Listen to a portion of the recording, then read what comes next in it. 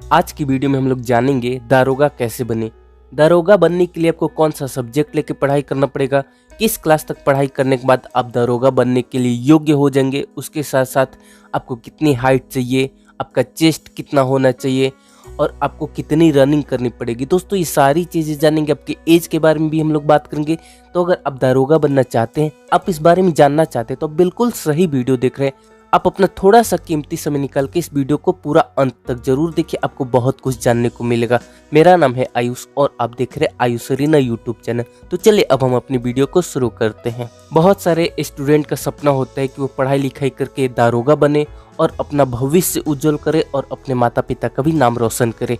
लेकिन बहुत सारे लोगों को ये सही जानकारी नहीं होती कि क्या प्रोसेस है दारोगा बनने का, किस तरीके से वो दारोगा बन सकते, कौन से सब्जेक्ट से पढ़ाई करनी चाहिए, उन्हें किस तरीके से तैयारी करनी चाहिए। तो एक एक करके सारी बातें आज की वीडियो में बताने की कोशिश करूंगा और कोशिश करूंगा कि जितनी ज्यादा जानकारी हो सके इस छोटी सी वीडियो में आपको दे सकूं। तो सबसे पहले हम लोग जान लेते हैं कि कौन से सब्जेक्ट से पढ़ाई करनी चाहिए और किस क्लास तक पढ़ाई करने के बाद आप दारोगा बन सकते हैं। तो देखिए, बहुत सारे स्टूडेंट के मन में डाउट होता है कि दारोगा बनने के लिए कौन सी स्ट्रीम लेनी चाहिए। कोई बोलता है कि साइंस स्ट्रीम लेनी चाहिए, कोई बोलता है आर्ट्स लेनी चाहिए, कोई बोलता है कॉमर्स लेनी चाहिए। तो देखो, जैसे कि आप सभी को पता है कि 10th के बाद हमें स्ट्रीम चुननी पड़ती है। आर्ट्स, कॉमर्स, साइंस, ये 3 स्ट्रीम होती है और जिस स्टूडेंट का जिसमें इंटरेस्ट होता है अपने अकॉर्डिंग वो चुनता है। लेकिन अब बात आती है कि कौन सा स्ट्रीम लेना चाहिए अगर आपको दारोगा बनना है। तो देखो, आपको एक चीज़ मैं यहाँ पे क्लियर कर देना चाहूँगा कि दारोगा बनने के लिए ऐसा कोई निर्धारित नहीं किया गया कि आपको आर्ट्स स्ट्रीम ही लेके पढ़ाई करनी है या फिर आपको साइंस स्ट्रीम ही लेके पढ़ाई करनी है या फिर आपको कॉमर्स स्ट्रीम ही लेके पढ़ाई करनी है। मेरे कहने का मतलब है आप किसी भी स्ट्रीम से पढ़ाई करके दारोगा बन सकते हो। अगर आपने 10th के बाद आर्ट्स लिया था, कॉमर्स लिया था, साइंस लिया था, तो उससे कुछ भी फर्क नहीं पड़ता। आप किसी भी सब्जेक्ट से पढ़ाई करके दारोगा बनने का अपना सपना पूरा कर सकते हो। अब बारी आती है ये जानने की कि किस क्लास तक आपको पढ़ाई करनी पड़ेगी। बहुत सारे लोगों को लगता है, बहुत सारे स्टूडेंट कमेंट करके पूछते हैं कि 12th के बाद दारोगा बन सकते हैं कि नहीं, 10th क्लास पास करने के बाद दारोगा बन सकते हैं कि नहीं। तो देखो, अगर आपको दारोगा बनना है तो आप सबसे पहले 10th क्लास पास कीजिए, उसके बाद आप 12th क्लास पास कीजिए। उसके बाद दोस्तों आपको अपनी डिग्री कंप्लीट करनी पड़ेगी, यानी कि आपको अपना ग्रेजुएशन कंप्लीट करना पड़ेगा। ग्रेजुएशन आप कोई भी सब्जेक्ट ले सकते हो, आप बीए कर सकते हो, बीकॉम कर सकते हो, बीएससी कर सकते हो, बीटेक कर सकते हो। इन सभी के ऊपर मैंने वीडियो बनाई है और इन सभी की फीस के भी बारे में बताया, तो आप वो वीडियो जाके देख सकते हैं। तो आप किसी भी स्ट्रीम से ग्रेजुएशन कंप्लीट कीजिए, उसके बाद जब भी वैकेंसी आप उसमें अप्लाई कर सकते हैं। ऑनलाइन अप्लाई होता है, उसके बाद आपका एग्जाम होगा, रिटन टेस्ट होगा, उसके बाद आपका फिजिकल टेस्ट होगा। उसके बाद अगर आपने अच्छी तरीके से सब कुछ क्लियर कर लिया तो आपका सिलेक्शन हो जाएगा। हमने अभी तक 2 बातें जानी कि किस क्लास तक आपको पढ़ाई करनी चाहिए और कौन से सब्जेक्ट से पढ़ाई करनी चाहिए। एक और बात मैं यहाँ पे बता दूँ कि इसमें मिनिमम मार्क्स की कोई भी वो रिक्वायरमेंट नहीं है कि आपका मिनिमम 50% होना चाहिए या फिर 60% होना चाहिए। अगर आपके मार्क्स थोड़े कम है तब भी आप एलिजिबल हो। आपको बिल्कुल भी परेशान होने की जरूरत नहीं है कि आपके मार्क्स कम है तो आप दारोगा बन सकते हो कि नहीं। बिल्कुल बन सकते हो, बस आपको अच्छी तरीके से जो एग्जाम होगा उसे क्लियर करना होगा, जो फिजिकल टेस्ट है, रनिंग वगैरह होता है उसको आपको क्लियर करना होगा। अब बारी आती है ये जानने की कि किस तरीके से तैयारी करेंगे। उसके बाद हम लोग हाइट के बारे में जानेंगे। तो देखो, सबसे अच्छा तरीका होता है किसी भी एग्जाम को क्लियर करने का।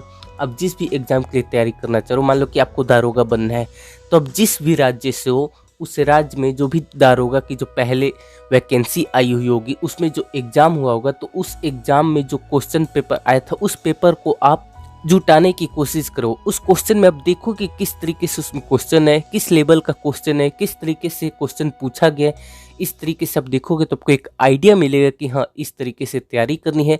और सबसे इम्पोर्टेंट बात, आप उस क्वेश्चन को प्रैक्टिस करोगे तो आपको खुद का लेवल पता चलेगा कि आपसे कितने क्वेश्चन सॉल्व हो पा रहे हैं, आपको कितना टाइम लग रहा है। जो भी आपके वीक पॉइंट्स है उस पर आपको मेहनत करना होगा, जो आपकी स्ट्रेंथ है उसको बनाए रखनी होगी।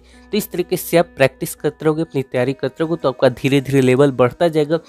और दारोगा में भर्ती होने के लिए रिटेन तो इम्पोर्टेंट है, उसके साथ साथ आपको अपनी फिजिकल पे भी ध्यान देना होगा। आपको दौड़ वगैरह की प्रैक्टिस लगातार करते रहनी होगी।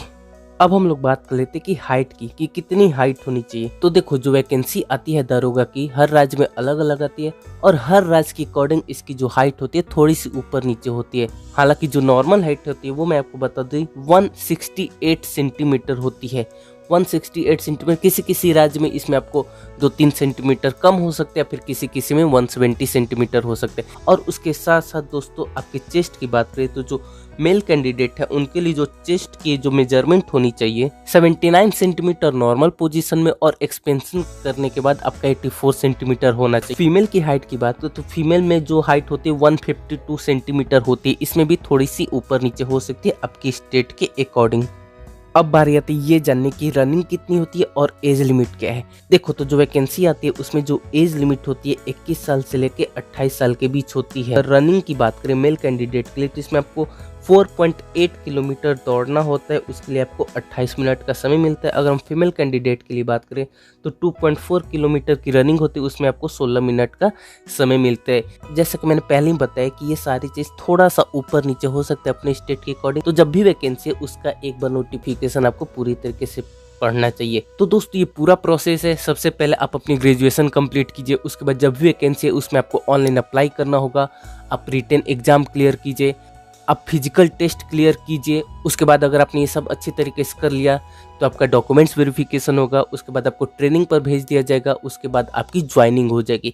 तो ये पूरा प्रोसेस है एक दारोगा बनने का। अगर आपको ये वीडियो पसंद है तो इस वीडियो को लाइक कर दीजिए, कमेंट करके बताइए कि आपको ये वीडियो कैसी लगी, और कमेंट में अपने स्टेट का नाम जरूर से आप बताइए कि आप किस स्टेट से हैं, राजस्थान से, यूपी से हैं, बिहार से, जहाँ से भी आप कमेंट करके जरूर बताइए। और उसके साथ साथ इस चैनल को सब्सक्राइब करके बेल आइकन प्रेस कर दीजिए। आप सभी ने इस वीडियो को देखा, आपका बहुत बहुत धन्यवाद।